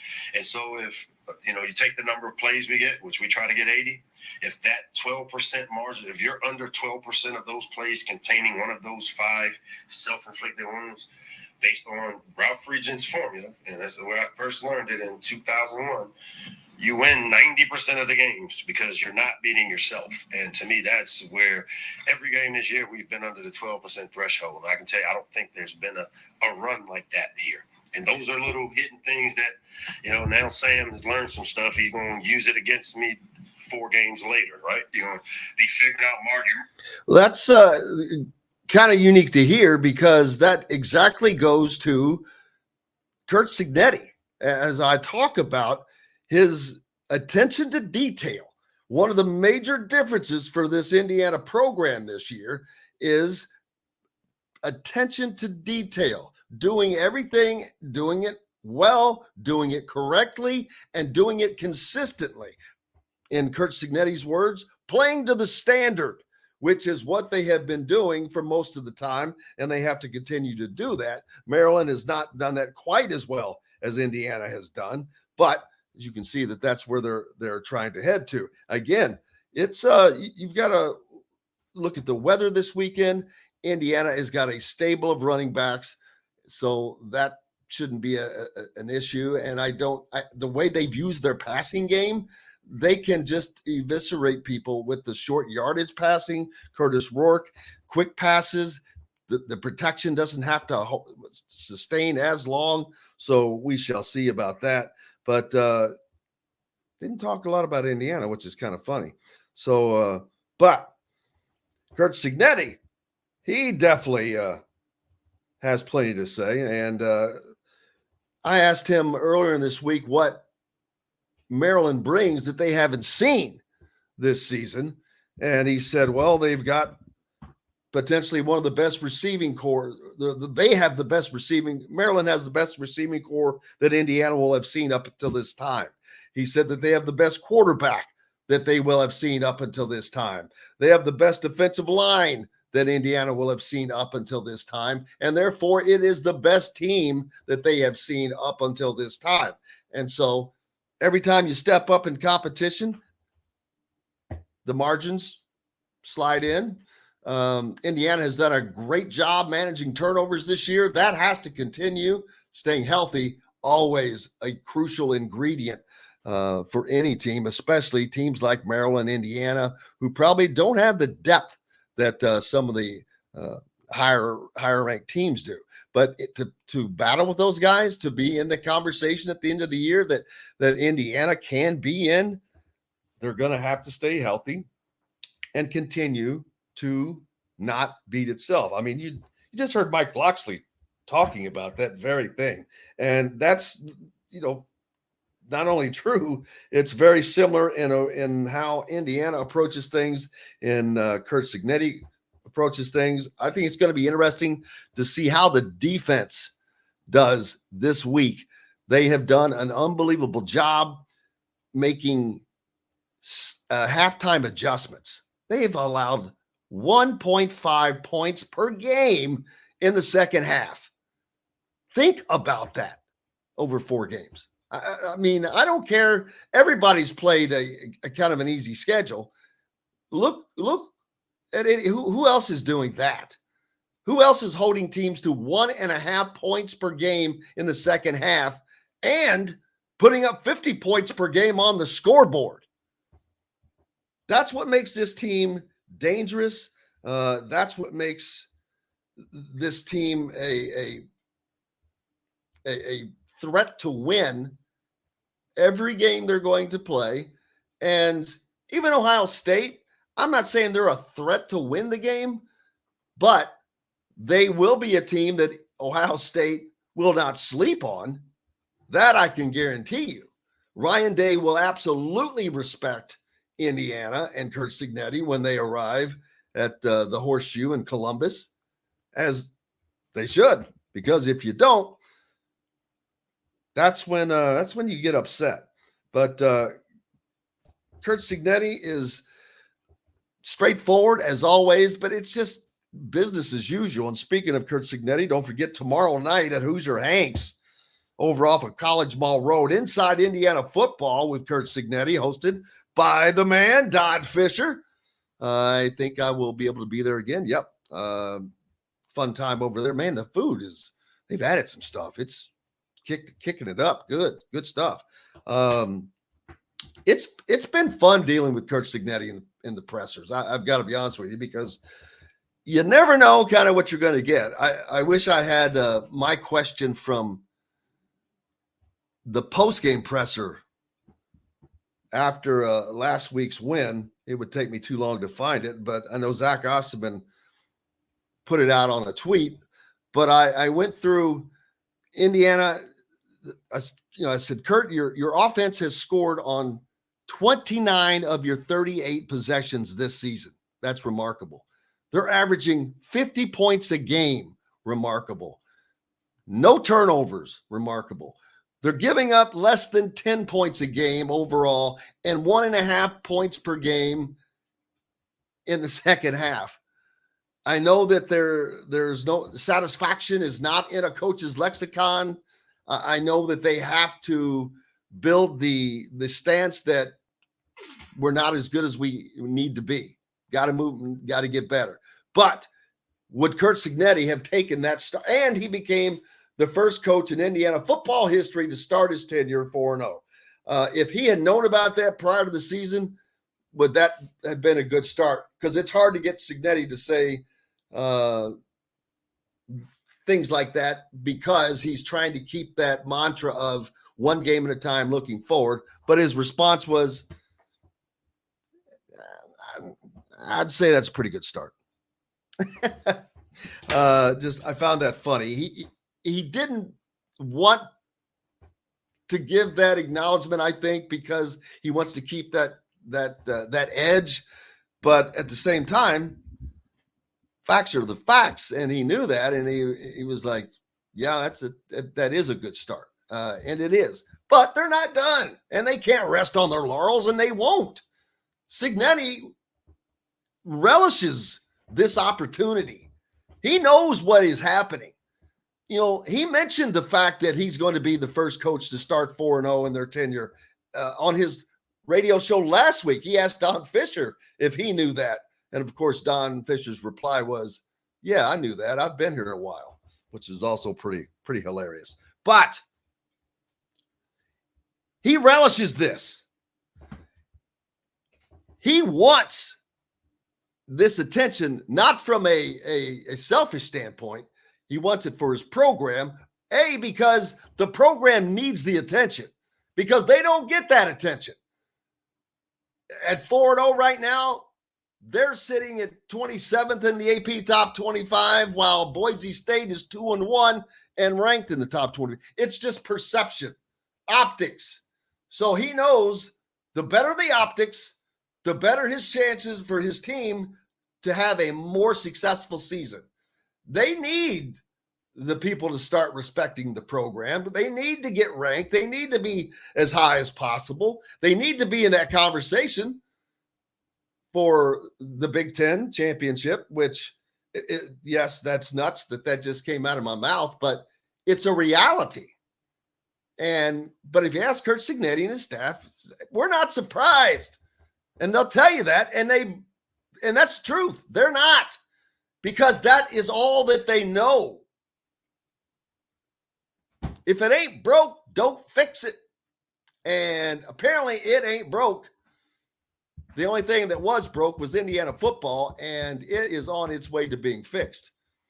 I've said this, and I'll say it again. Mark it down. You heard it here first. Curt Cignetti wins Big Ten Coach of the Year.